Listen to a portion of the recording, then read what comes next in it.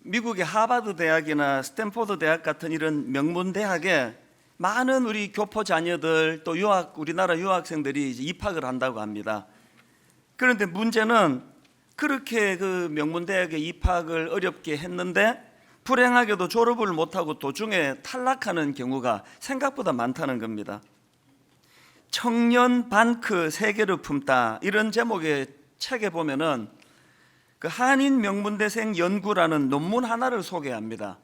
그 논문에 보면은 1985년부터 2007년도까지 미국 명문대학에 입학한 한인 학생 1,400명 중에서 학업을 포기하고 자퇴한 학생의 비율이 무려 44%에 달한다는 겁니다. 2명 입학하면 거의 1명 가까이가 그렇게 도중에 탈락을 한다는 게 이게 얼마나 이게 큰 그 기록입니까? 그 자료에 보니까 중국 학생들의 탈락 비율이 25%, 인도 학생 21%, 유대인 학생 12.5%. 그런데 우리 한국 출신 학생들인 44%가 학업을 포기하고 자퇴한다는 겁니다. 그 책에서 분석하기를 왜 유독 한인 학생들은 이렇게 그 중퇴가 이렇게 많은가, 그 분석하기를 그 한인 학생들의 목표는 오로지 명문대학에 들어가는 것, 명문대학에 들어가는 게 목표다가 보니까 목표를 이루고 나니까 허탈한 거예요. 또 목표를 이루고 나니까 어떻게 해야 될지 그 이후에 대한 준비가 안 돼서 그렇다는 겁니다. 이런 분석을 뒷받침하는 그 다른 통계가 하나 더 있습니다. 미국의 그 명문 하버드 대학교 하면은 대단한 학교 아닙니까? 그런데 하버드 대학교에서 낙제하는 동양계 학생의 90%가 한인 학생이라는 거예요. 그래서 하버드 대학교 교육위원회에서 이 낙제생들을 대상으로 조사를 해보니까 그들의 학업 성취도가 이렇게 낮은 이유가 뭐냐? 인생의 장기적 목표가 없기 때문이라는 겁니다. 아마 이건 우리나라 국내의 그 명문대학에 다니는 학생들도 예외가 아닐 거라고 생각을 합니다. 오직 목표가 서울대학교 가는 건데 인생의 모든 목표다.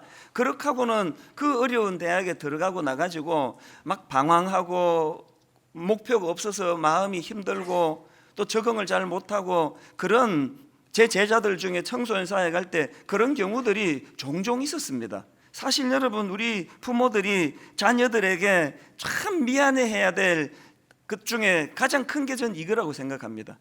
부모가 그 근시안적인 눈으로 애들을 가르치다가 보니까 그냥 대학만 들어가면 된다는 식으로 그렇게 가르치다가 보니까 대학 들어가 가지고도 그 자율적이고 독립적인 이런 일들을 못하고 대학 들어가서도 부모가 도와줘야 되고 결혼해서도 부모가 또 문제는 잘 푸는데 이런 것들이 참 가슴 아픈 이야기 아니겠습니까? 우리 신앙생활도 마찬가지예요. 하나님께서 우리를 구원해 주실 때 그저 우리를 건져내시는 그것만이 하나님의 목표가 아니고 그 죄 가운데 빠진 우리를 십자가를 통하여 구원해 주시고 그리고 우리를 통하여 하나님께서 원대한 꿈을 갖고 계시는 거예요. 그 큰 꿈을 가지고 하나님이 동력자 삼아 주시고 혼미한 이 땅을 섬기기를 원하시는데 우리는 그저 너무너무 근시안적인 눈을 가지고 있어가지고 구원받는 게 전부 아닙니까? 그래서 하버드 들어가 가지고 그 혼미한 것처럼 신앙생활이 이렇게 재미가 없겠습니까? 이제 천국 가는 티켓도 받았겠다. 멋대로 살아도 되고 버림받지 않는다 그러고. 그래서 저는 그 대학 다닐 때 너무 부러웠던 인물이 하나 있는데요. 예수님 우편에 있던 강도예요. 평생을 지멋대로 살다가 죽기 5분 전에 예수 믿고 천국 갔다니까 그 얄밉기도 하고 부럽기도 한 거 아닙니까? 괜히 그 목사 아들로 태어나가지고 그냥 어릴 때부터 술도 마시면 안 된다, 담배도 피면 안 된다, 그냥 제멋대로 그냥 충동이 이끄는 대로 사는 세상에서 이것도 안 되고 저것도 안 되고 그래가지고 늘 내 롤 모델이 그 우편 강도였습니다. 그 옳은 겁니까? 정말 그걸 부러워하며 살아가는 그게 옳은 거겠습니까? 세상에 그 불행한 인물이 구원받은 사람 중에서는 그 우편 강도라고 생각합니다. 이 땅에서 예수 믿는 사람이 어떤 기쁨을 가지는지, 정말 자기를 절제하고 이 땅이 아니라 하나님 나라를 꿈꾸면서 희생하고 헌신하고 살아갈 때 성령님이 주시는 기쁨이 얼마나 큰지 맛 하나도 못 보고 그렇게 구원받는 게 이게 부러운 일이 아니라는 거예요. 우리 모두가 다 그냥 하버드 대학교만 가기만 하면 그게 인생의 목표가 끝난 것처럼 생각하듯이, 그래서 하버드의 동양 학생들 중에, 그 탈락하는 동양 학생들 중에 90%가 한국 한인 학생이라는 이 부끄러운 현실이 우리 신앙에서도 그대로 나타나고 있는 것 같아요. 그러다 보니까 그냥 성경을 읽는 것도요, 막 전부 그냥 자기 읽고 싶은 건 똑똑 따가지고 그렇게 지금 읽고 있는 거 아닙니까? 예를 들어 볼까요? 고린도후서 5장 17절 말씀을 우리가 얼마나 이 말씀을 좋아합니까? 그런즉 누구든지 그리스도 안에 있으면 새로운 피조물이라, 이전 것은 지나갔으니 보라 새 것이 되었도다. 막 새 것이 됐다 그러니까 또 우리는 또 막 새 걸 얼마나 좋아합니까? 이게 막 적고 외우고 막 난 새 피조물이라고. 그러나 여러분, 이 17절 말씀은요, 그 다음 18, 19절 말씀하고 세트예요. 분리해서 읽으면 안 되는 말씀입니다. 18절이 어떤 말씀입니까? 모든 것이 하나님께로 났으며 그가 그리스도로 말미암아 우리를 자기와 화목하게 하시고 또 우리에게 화목하게 하는 직분을 주셨으니 곧 하나님께서 그리스도 안에 계시사 세상을 자기와 화목하게 하시며 그들의 죄를 그들에게 돌리지 아니하시고 화목하게 하는 말씀을 우리에게 부탁하셨느니라. 하나님의 관점으로는 우리를 새로운 피조물로 만들어 주시는 것이 최종 목표가 아니고, 그런 놀라운 은혜를 주심으로 말미암아 우리로 하여금 원수되었던 세상 사람들과 하나님 사이에 그 중재자가 되고 피스메이커가 되는 놀라운 사명을 우리에게 주셨다는 겁니다. 이건 뭐 까마득히 그냥 잊어버리고 난 그저 그냥 구원받았다는 이것만 노래하고 있으면 그건 반쪽짜리 신앙입니다. 고린도후서 5장 14절도 마찬가지입니다. 그리스도의 사랑이 우리를 강권하시는도다. 우리가 생각하건대 한 사람이 모든 사람을 대신하여 죽었은즉, 모든 사람이 죽은 것이라 이 놀라운 십자가의 사랑을 노래하신다면 그 다음 15절도 같이 읽어야 되는 거예요. 그가 모든 사람을 대신하여 죽으시면 살아있는 자들로 하여금 다시는 그들 자신을 위하여 살지 않고 오직 그들을 대신하여 죽었다가 다시 살아나신 이를 위하여 살게 하려 함이라.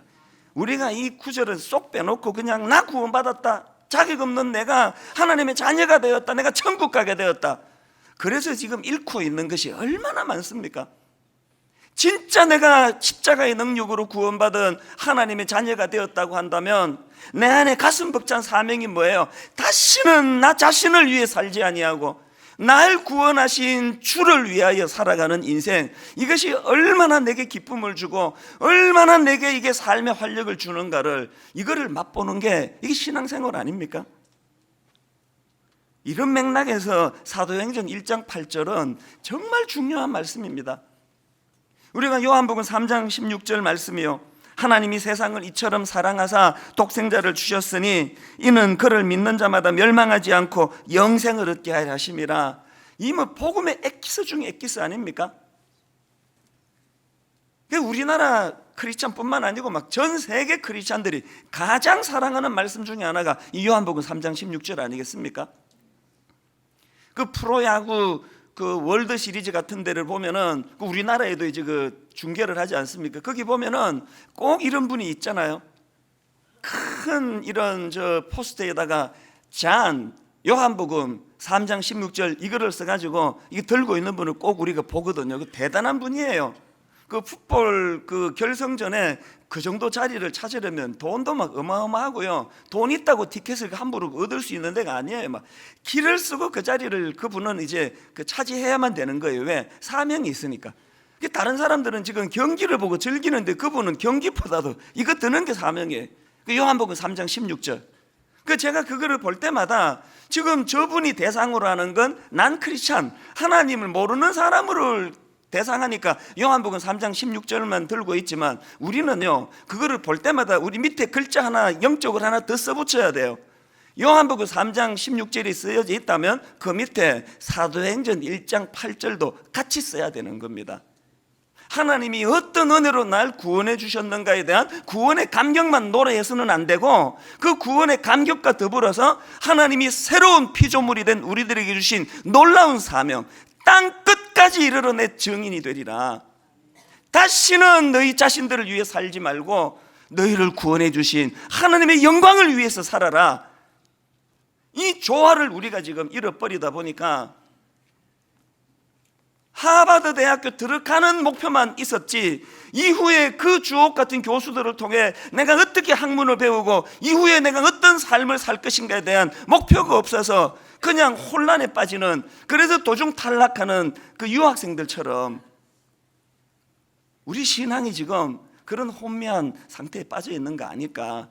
분당 우리 교회가 어떻게 해서든지 그냥 막 사람들을 미친 듯이 끌어모아가지고 큰 교회 만드는 것이 이게 목표라면 우리 교회는 이제 곧 이제 혼란밖에 없습니다. 분열하고 깨지고 막 난리가 날 거예요.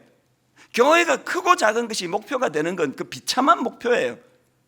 오늘도 하나님이 우리를 통해 여기에 교회를 세우실 때 다시는 너희 자신을 위해 살지 말고 너희를 구원하기 위하여 십자가 주신 하나님의 은혜를 위해서 사는 인생이 되거라. 좀 이거를 볼 수 있는 눈을 가져야 되는 거 아닙니까? 그렇기 때문에 우리는 요한복음 3장 16절과 더불어서 사도행전 1장 8절 말씀이요, 오직 성령이 너희에게 임하시면 너희가 권능을 받고 예루살렘과 온 유대와 사마리아와 땅 끝까지 이르러 내 증인이 되리라.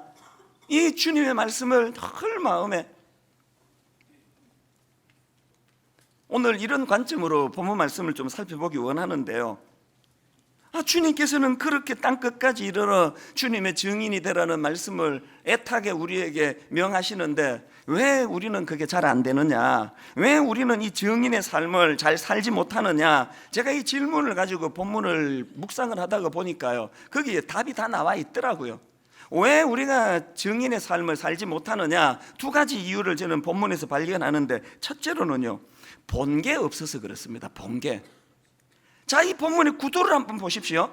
예수님이 지금 제자들에게 사도행전 1장 8절에서 땅 끝까지 이르러 내 증인이 되라고 그런 말씀을 주시는데, 되리라 이런 말씀을 주시는데, 이 8절 말씀이 있기 그 앞에 3절을 한번 보십시오. 선행되는 말씀이 3절인데요, 그가 고난받으신 후에 또한 그들에게 확실한 많은 증거로 친히 살아계심을 나타내사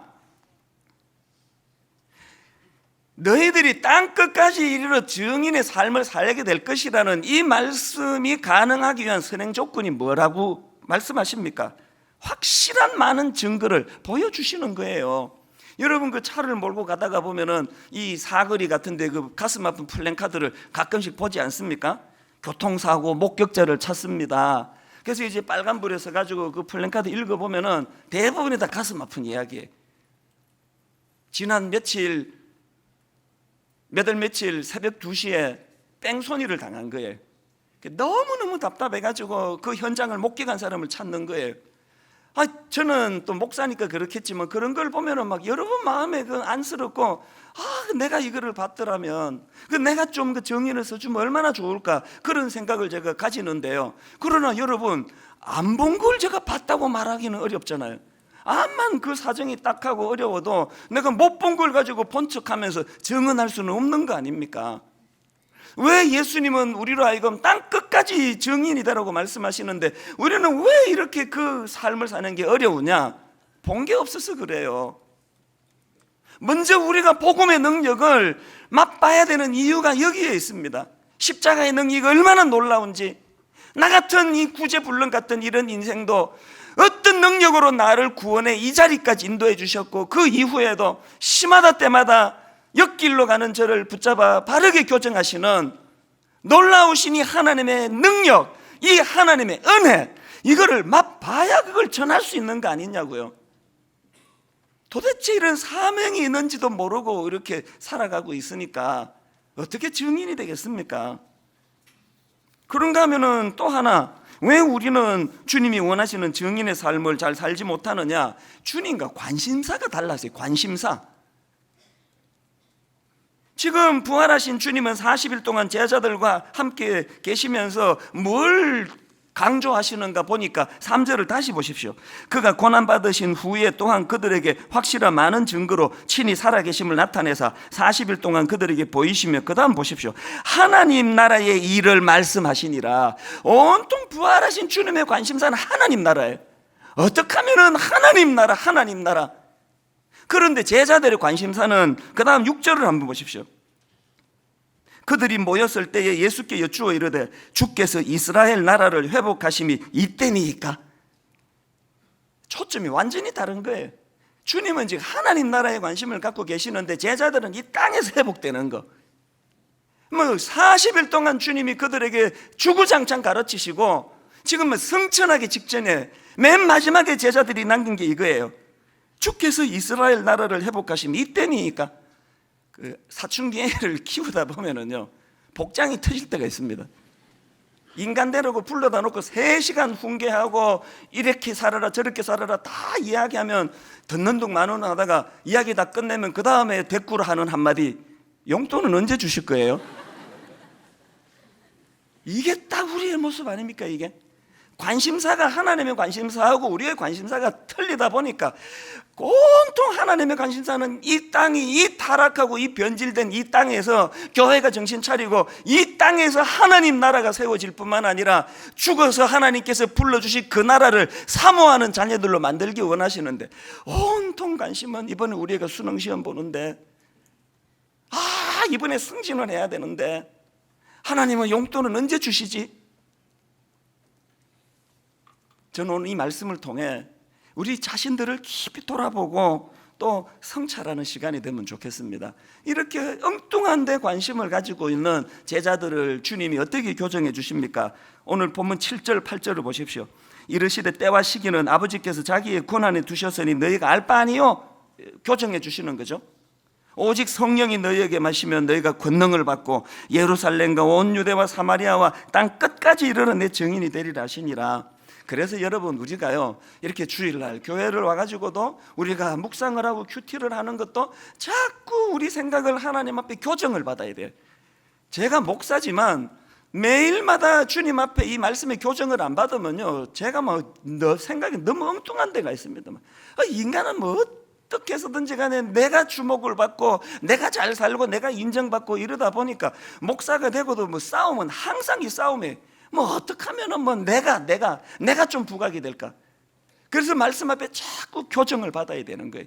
다시는 너희 자신을 위해 살지 아니하고 너희를 구원해 주신 하나님의 영광을 위해 살아야 되는 이 말씀 앞에 자꾸 우리가 교정을 받아야 되는 겁니다. 그래서 저는 오늘 본문 말씀을 가지고요, 정말 우리가 이 증인의 삶, 주님이 원하시는 증인의 삶을 살기 위해서 꼭 기억해야 될 몇 가지로 나누고 싶은데, 오늘은 좀 독특하게 주님이 말씀하신 지명을 가지고 이걸 좀 설명해 보려고 합니다.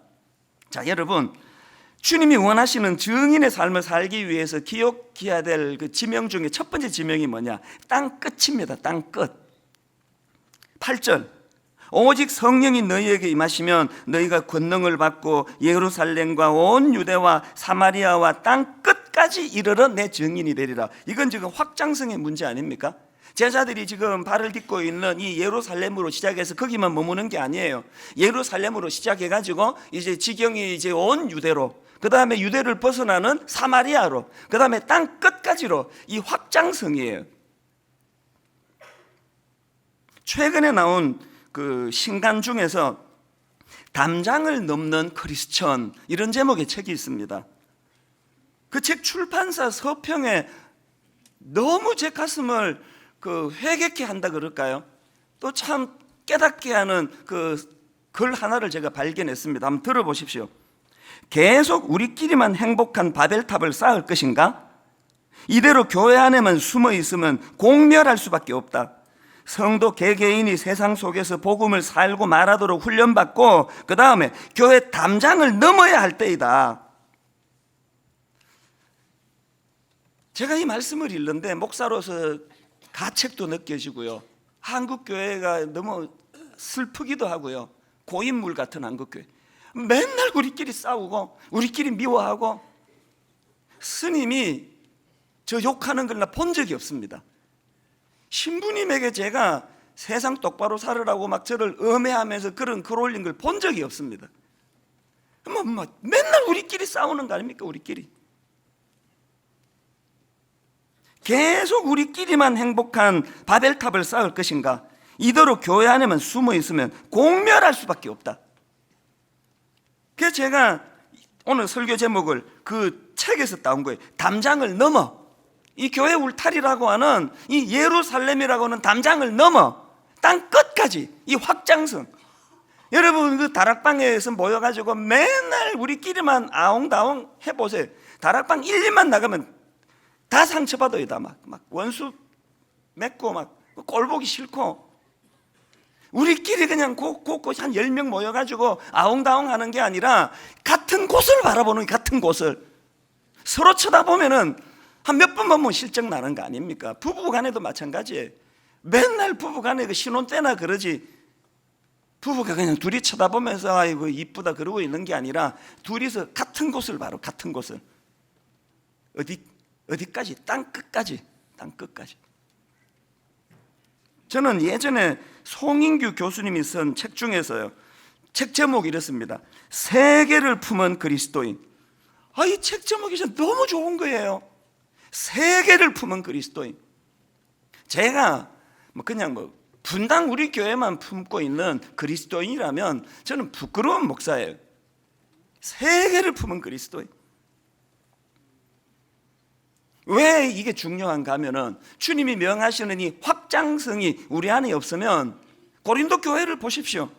세상에 그렇게 성령의 은사가 많다고 자랑하던 고린도 교회인데, 바울이 그 고린도 교회를 향한 탄식을 한번 들어보십시오. 고린도전서 1장 12절 13절.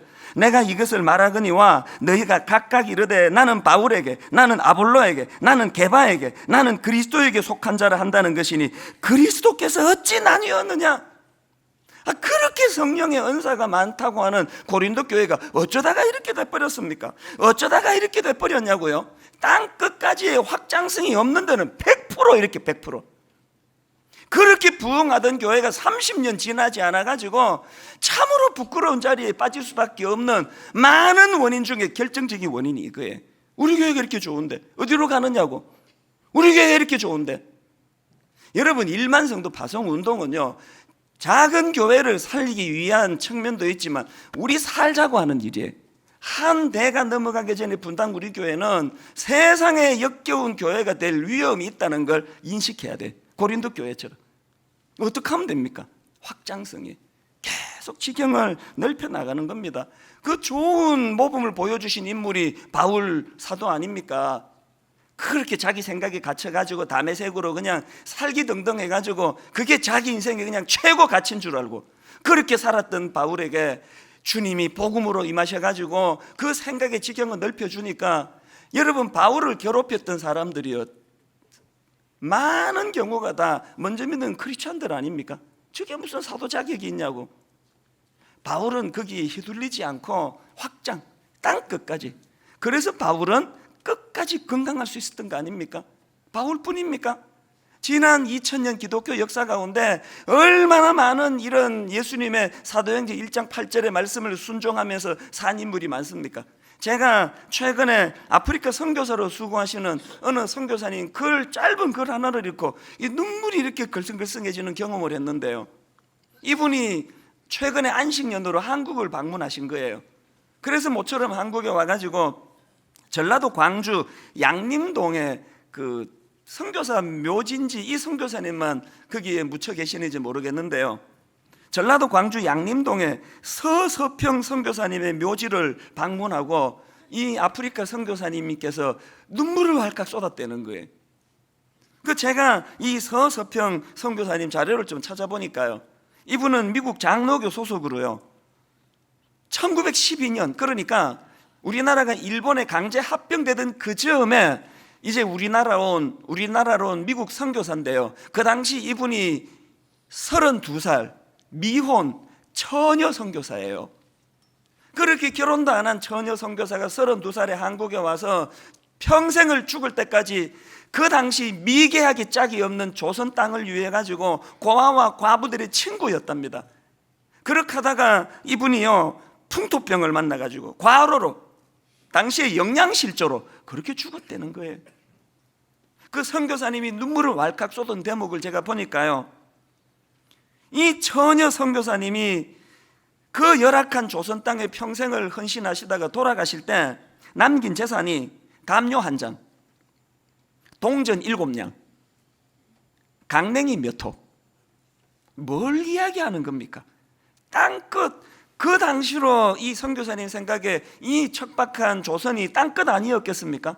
하나님이 명령하신 땅끝에서 그 고아와 과부들과 더불어 주님의 사명을 감당하기 위해 다시는 나 자신을 위해 사는 인생이 아니라고 그러면서 섬겼더니 그게 이분의 행복이더라는 거예요. 이 서서평 선교사님의 전기, 일생을 다룬 그 책이 있는데요, 그 책 제목이 이렇습니다. 조선을 섬긴 행복. 그 제목 안에 다 담겨져 있는 거 아닙니까? 여러분, 오래 예수 믿은 저와 여러분이 정말 이런 기쁨을 단 한 번이라도 맛보신 분 계세요? 다시는 나 자신을 위해 살지 아니하고 하나님의 영광을 위해 살 때, 연약한 내 주변 사람들을 섬길 때 이게 나 위할 때보다 더 큰 행복이라는 것을 한 번이라도 맛보고 신앙생활 하시느냐고요. 서울 양화진에 있는 그 루비 캔드릭 선교사님의 묘비 문구 몇 번이나 제가 인용해 드렸는데요, 그 묘비에 쓰여진 이 문구, 만일 나에게 1000개의 목숨이 있다면 모두 조선 땅에 주기를 원하노라. 여기에 인생의 후회가 있습니까? 그 화려한 미국, 그 당시 1910년도 미국하고 1910년도 조선은요, 이 격차는 이거는 뭐 상상을 초월하는 거 아닙니까? 이 열악한 조선 땅에서 죽어가면서 여러분 인생의 후회가 여기 있습니까? 심지어는 미국 감리교 선교사 호머 헐버트의 묘비에 이렇게 적혀 있습니다. 나는 웨스트민스터 사원보다 한국 땅에 묻히기를 원하노라. 여기에 인생의 회한이 있습니까? 여기에 인생의 후회가 있습니까?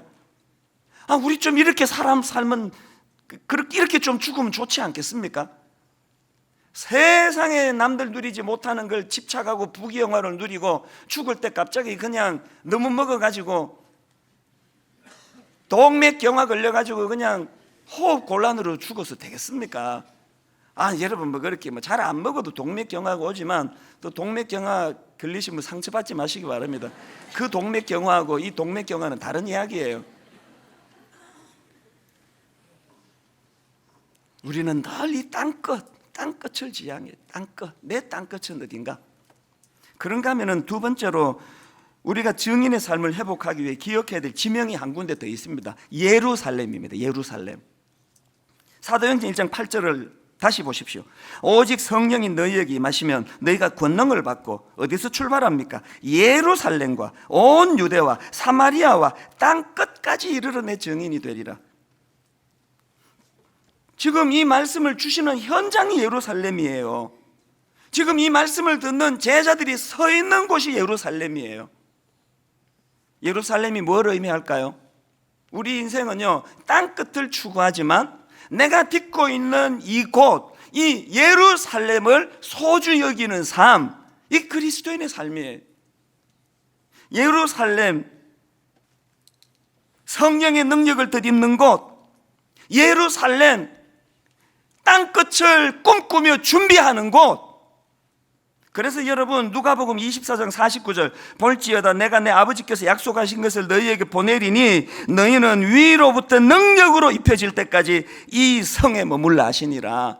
제자들이 땅끝을 꿈꾸면서 성령의 능력으로 덧입히기 전에는 함부로 설치지 말라는 주님의 말씀 아닙니까? 철저하게 바른 이곳에 디디면서 내 눈은 땅끝을 바라보는 여러분, 이런 삶이 이게 정말 어려울까요? 제가 어느 신학교 교수님의 칼럼을 봤더니 이런 내용이 나오더라고요. 진보적 그리스도인들 중에는 가끔 국가, 민족, 인류, 정의, 자유, 평등, 인권 등에 관한 거대 담론에는 능하나 개인적인 인격과 성품에 결함이 많은 사람들이 없지 않다. 민족과 국가라는 거창한 명분을 위해 몸바친 이들에게 사사로운 개인 윤리 따위는 중요한 것이 아니며 따라서 내면적 경건이나 종교적 계율 따위는 무시할 수 다고 여기는 영적 교만의 우를 범할 수 있는 것이다. 수신 제가는 생략하고 치국 평천화만 하고 있을 수 있다는 것이다. 그 교수님이 이 진보적인 그리스도인들에게 뭘 지금 말하고 싶은가 충분히 느껴지면서, 여러분, 이게 진보적인 그리스도인에게만 해당되는 이야기입니까? 보수적인 그리스도인들은 이 문제가 해결이 됐습니까? 진보 보수 가릴 것 없이 이 땅의 모든 그리스도인들이 회개해야 되는 게 뭡니까? 거대 담론에는 능하다는 거예요. 아프리카 막 그러면 눈물을 줄줄 흘려요. 북한 통일 다 좋은데요, 그렇게 아프리카 영혼을 사랑하는 그 사람이 지금 내 옆에 지금 금방 예수 믿었다가 이 교회에서 상처받아가지고 교회를 안 나오는 성도들에게 문자 하나 안 보내주는 그 땅끝이 옳습니까? 땅끝을 추구하는 그리스도인이라면 오늘 내 삶의 현장인 이곳 예루살렘에서 내가 할 일이 뭔가? 고부간의 갈등 하나님 그 가정에 왜 주신 줄 아십니까? 그 며느리하고 시어머니 사이에 뭐 문제를 해결해 보려고 이렇게도 해보고 저렇게도 해보지만 인간의 힘으로는 할 수 없는 거구나 인식하게 만드시는 거예요. 그래서 내게 주어진 이 예루살렘에서 정말 사랑하기 어려운 저 며느리 하나, 정말 사랑하기 어려운 저 시어머니를 내가 사랑으로 품고 이를 악물고 노력하는 곳이 예루살렘. 이 예루살렘은 땅끝을 지향하는 사람들의 훈련 장소예요. 내 힘으로 할 수 없는 것, 성령의 은혜를 구하면서 성령님에게 은혜를 사모하면서, 그게 예루살렘이에요. 이런 맥락에서 여러분, 오늘 수요일 날 국회의원 선거가 있는데요, 여러분 진짜 제대로 된 크리스찬이라면요, 아이 뭐 귀찮은데 뭐 내가 안 해도 뭐 그러고 뭐 그냥 투표 안 해야지, 오늘 그런 생각을 하고 계시는 분이 계시면 성령님이 그 심령을 막 뒤집어 버리기를 바랍니다. 너 미쳤니 너? 내게 주어진 이 작은 그 권리 행사 하나 해가지고요, 저는 진짜 꿈꿉니다. 이 땅에 정말 제대로 된 보수 정치가가 필요합니다. 이 땅에 정말 제대로 된 진보 정치가가 필요합니다. 정말 나라 사랑하는 보수 정치가, 보수 진보 정치가가 진검승부, 우리가 옳다고 믿는 이 이념을 가지고 우리 한번 제대로 나라 사랑하는 이런 일들을 펼쳐보자. 지금 선거 과정에서 보면은 정말 막 울분이 나와, 울분이. 저런 사람들을 우리가 믿고 4년씩이나 그는 표를 줄 때 그게 무슨 생각으로 표를 찍었냐고요. 정말 여러분 투표하셔야 돼요. 그리고 고정관념으로 나는 항상 몇 번이다, 이 나쁜 거예요. 샅샅이 뒤지세요. 후보를 다 뒤져가지고 누가 제대로 된 이 나라를 위하는 일꾼인지를. 저는요, 개척하고 14년 동안 교회 좀 커지고 나니까 각종 선거 때마다 여기 다 다녀갑니다. 대선 후보도 다녀갔어요. 한 번도 성도들에게 인사시킨 적 없습니다. 여기가 제 개인의 어떤 취향을 펼치는 데가 아니거든요. 저도 나름대로 저 나름대로의 정치 성향이 있습니다만 단 한 번도 설교 시간에 그 얘기 한 적이 없습니다. 왜? 하나님 앞에 여러분이 주시는 여러분의 생각을 가지고 하는 거지, 그걸 강요하는 자리가 아니거든요. 단 한 번도 국회의원 왔다고, 대통령 후보 왔다고 여러분에게 일어서시라 박수치라 그렇게 안 했고 앞으로도 안 할 거예요. 여기 다녀와봤자 그 국회의원은 시간만 낭비하는 거죠. 제가 이 자리에서 분당 우리 교회 담임 목사로서 예루살렘에서 내가 해야 할 일을 고뇌하면서 제가 해 나갈 테니까요, 여러분은 여러분의 삶의 자리에서 시어머니 사랑하는 거 하나까지, 옆에 누구나 미워하는 사람 용서하는 그 하나까지 하나님 이곳에서 성령의 능력이 나타나게 하여 주시옵소서. 그런가 하면은 세 번째로 우리가 증인의 삶을 회복하기 위해서 기억해야 될 지명이 하나 더 있습니다. 갈릴리예요. 갈릴리. 오늘 본문 마태복음 28장 10절을 보십시오. 이에 예수께서 이르시되 무서워하지 말라, 가서 내 형제들에게 갈릴리로 가라 하라. 거기서 나를 보리라 하시니라. 어떤 상황인가 하면은요, 부활하신 예수님께서 빈 무덤을 찾아온 막달라 마리아와 다른 마리아에게 뭘 부탁하시느냐? 니들 제자들에게 갈릴리로 가라 그래라, 전해라. 내가 갈릴리로 가겠다고. 이게 참 독특한 거예요. 왜? 한번 생각해 보세요. 예수님은 지금 제자들이 서 있는 그곳 예루살렘에서 땅끝까지 가라 그러는데 예수님이 십자가 지신 곳도 예루살렘 아닙니까? 예수님이 부활하신 곳도 예루살렘 아닙니까? 지금 예수님이 서 계신 곳도, 제자들이 있는 곳도 예루살렘 아닙니까? 거기서 땅끝까지 가면 되는데 왜 갈릴리로 가라고 그러시느냐고요. 여러분, 여기에 굉장히 중요한 의미가 담겨져 있습니다. 갈릴리를 거치지 않고 그냥 가슴 뜨겁다고 예루살렘에서 바로 땅끝으로 갔다가 타락하고 변질하는 일들이 일어나는 거예요. 이게 무슨 말씀이냐? 여러분, 예수님이 부활하신 다음에 제자들에게 가라고 명한 갈릴리에 어떤 의미가 있느냐? 갈릴리는요, 제자들의 첫사랑이 있는 곳, 첫사랑. 예수님을 만난 곳 갈릴리, 제자들이 자기들이 주님 없이는 얼마나 무능한 존재인가를 철저하게 깨달은 곳 갈릴리. 왜 땅끝으로 가기 전에 갈릴리를 가야 될까요? 사명을 감당하기 전에 잃어버린 첫사랑을 회복해야 돼요. 예수님께서 제자들을 갈릴리로 가라 말씀하시는데 거기서 주님이 무슨 일들을 계획하십니까? 요한복음 21장 3절에 보니까 제자들이, 또 베드로가 옛날로 돌아갑니다. 시몬 베드로가 나는 물고기 잡으러 가노라 하니 그들이 우리도 함께 가겠다 하고 나가서 배에 올랐으나, 그 다음 보세요. 비참한 실패예요. 그날 밤에 아무것도 잡지 못하였더니 그 비참한 현장에 부활하신 주님이 나타나세요. 그리고 그물을 들 수 없을 만큼 많은 고기를 잡게 해주세요. 무슨 메시지를 주고 싶은 거예요? 주님 없이는 아무것도 할 수 없는 비참한 나 자신을 인식하지 않고 땅끝으로 가면 100% 타락이에요. 주님이 갈릴리로 가라 말씀하시고 그곳에서 뭘 준비하십니까?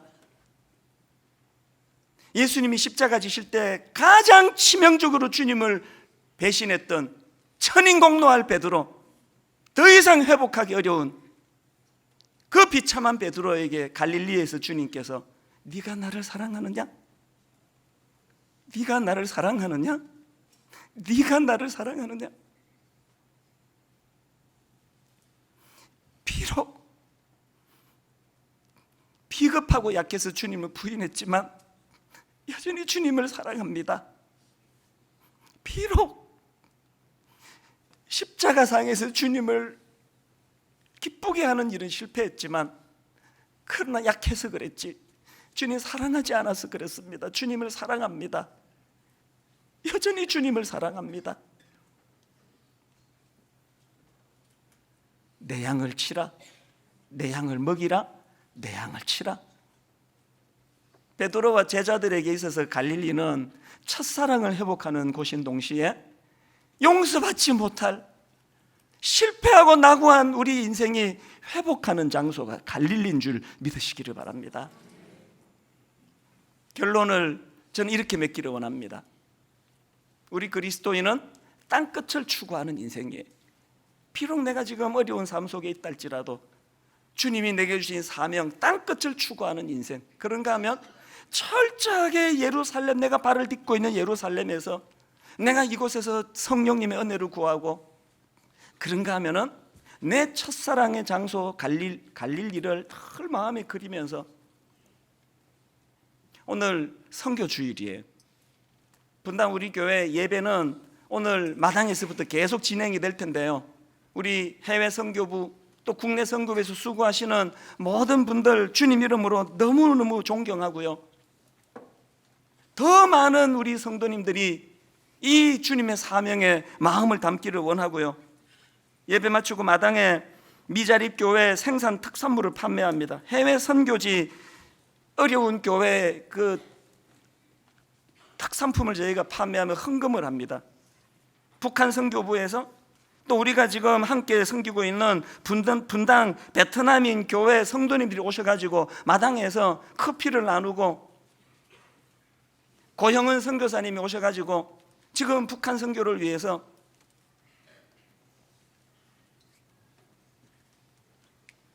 이번 한 주간 동안, 하나님, 저는 신앙생활이라는 것이 하버드 대학 들어가는 게 목표, 그거 이상의 목표가 없다가 그만 들어가가지고 도중 탈락하는 학생들처럼 내 신앙이 반쪽짜리였습니다.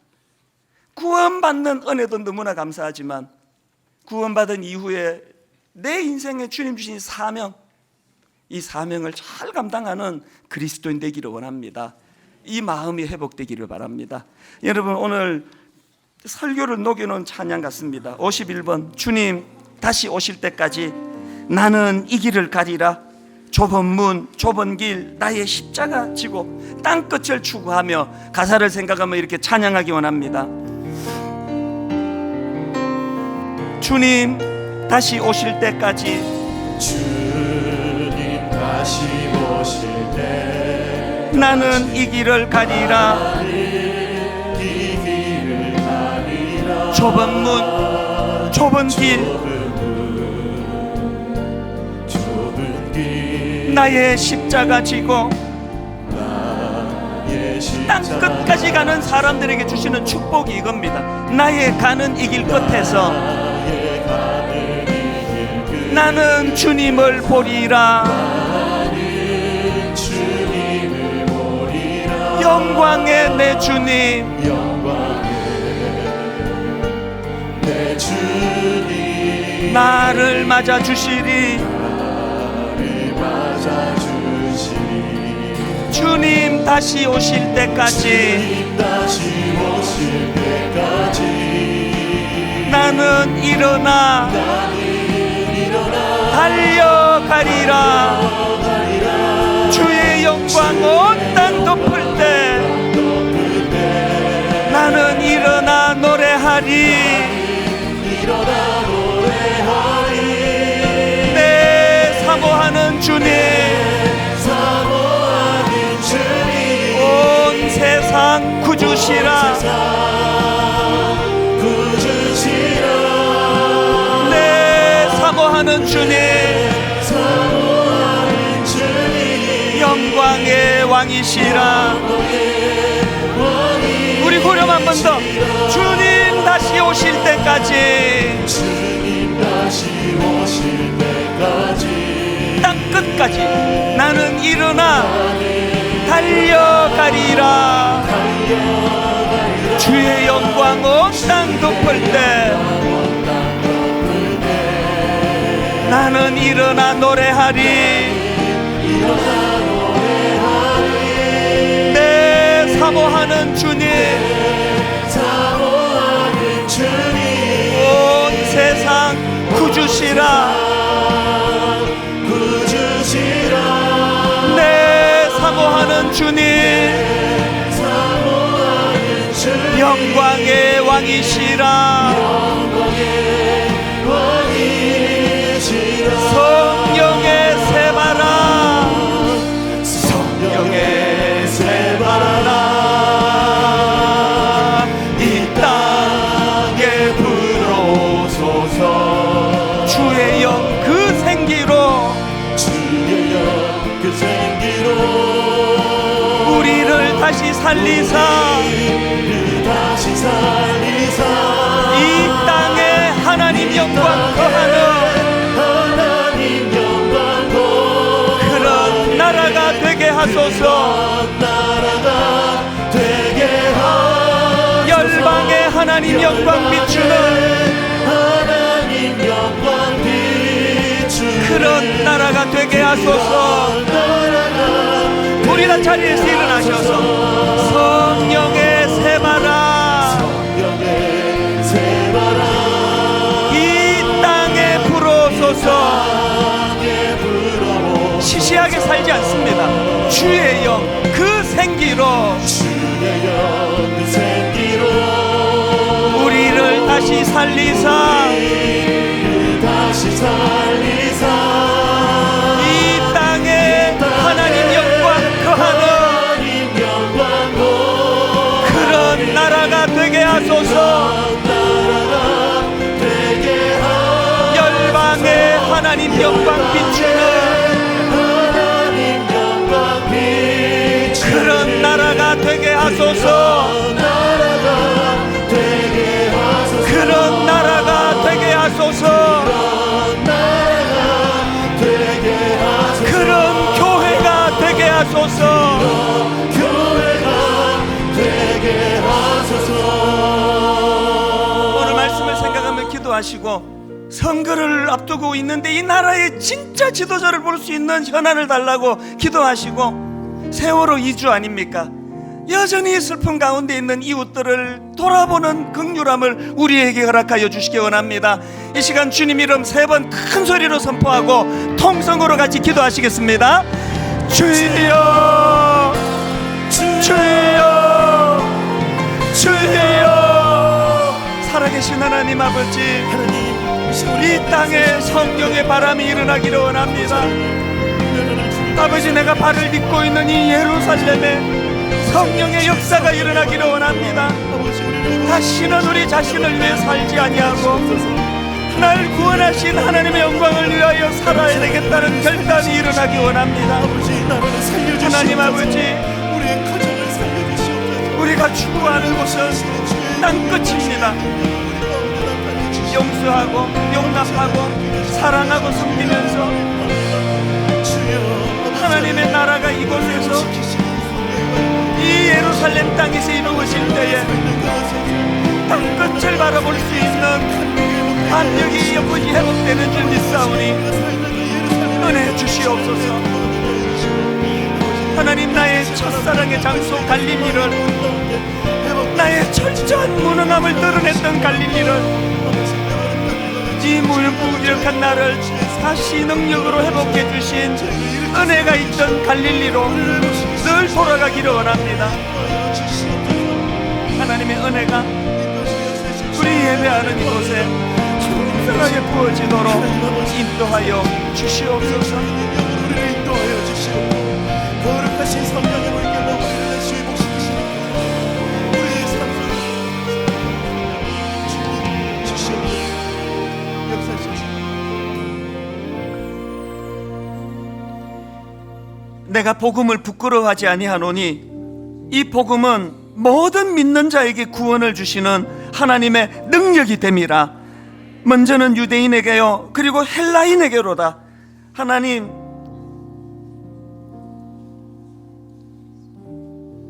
날 구원해 주신 그 은혜에 대한 감격만 몰두하면서 어떻게 하면은 은혜 받아 내가 잘 먹고 잘 살 것인가에 몰두하던 연약한 우리들을 불쌍하게 보시고 이런 우리들에게 땅끝까지 이르러 내 증인이 되라는 사명이 있음을 각인시켜 주시니 감사합니다. 하버드 대학교에 입학하는 것만 목표로 삼았다가 그것이 오히려 자퇴하게 되는 슬픈 결과를 가져오는 것처럼 우리의 신앙은 그저 구원받은 이 자리에 머무는 감격의 자리에 머무는 것이 아니라 그 감격을 하나님의 영광을 위하여 이 나라와 민족을 위하여 쓰임받고 보탬이 되는 곳으로 흘려보내게 하여 주시옵소서. 이번 한 주간 곳곳에서 그리스도의 향기를 드러내며 그 기쁨을 맛보다가 또다시 한 주일 지나고 이곳에 모여 은혜를 나누는 복된 저희들의 삶이 되게 하여 주시옵소서.